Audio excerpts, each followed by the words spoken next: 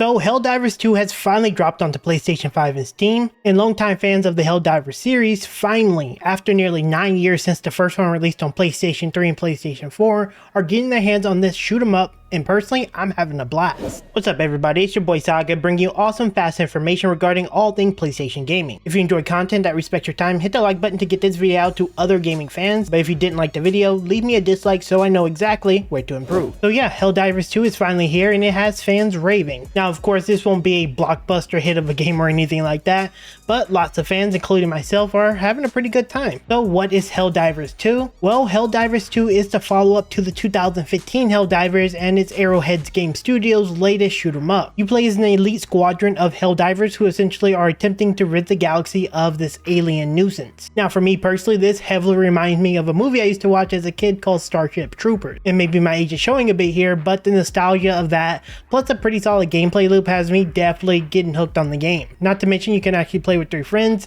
and it's been a blast just messing around in the game, thus far with my friends of course. Now if you ever played Helldivers 1, I bet you're wondering how's it different compared to the first Helldivers. First off, it's a third-person shooter. Helldivers 1 was pretty much top-down, which I generally enjoy that kind of thing, but I do find the third person way more immersive. Now of course they have added a plethora of weapons, from shotguns, assault rifles, and your casual pistols, to your mortar strikes and flamethrowers. And also they have a new addition of a team weapon system, which requires some teammates to use, but obviously you get a ton of damage when you use this system. Now Helldivers 2 wouldn't be much of a shoot 'em up if there wasn't gear, and just like weapons, there are a ton of armors and gears to choose from and customize. And it doesn't even stop there, because there are stratagems in the game, and these are essentially special abilities that each diver can have to once again customize and add a bit of uniqueness to their character, and of course to add some functionality to the team, since you can actually bring 4 of these into each mission. So some examples of stratagems are those flamethrowers we talked about,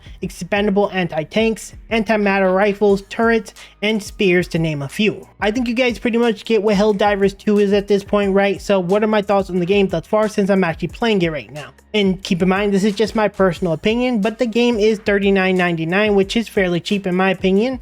I can easily see myself getting 100 or more hours out of this at least, and considering I'm already 10 hours in at this point, I have friends to play with, which has been a blast. So far it has been pretty okay. Is it worth it for you? That kind of depends. Final Fantasy does come at the end of this month, so you may want to save for that. Personally, if I was saving for that, I would probably skip Helldivers, but again, if you have friends to play it with, it could be a worthwhile investment. Now, if you're a PlayStation fan and Helldivers 2 just isn't your cup of tea, the video on screen goes over the huge March 7th update coming to Marvel Spider-Man 2.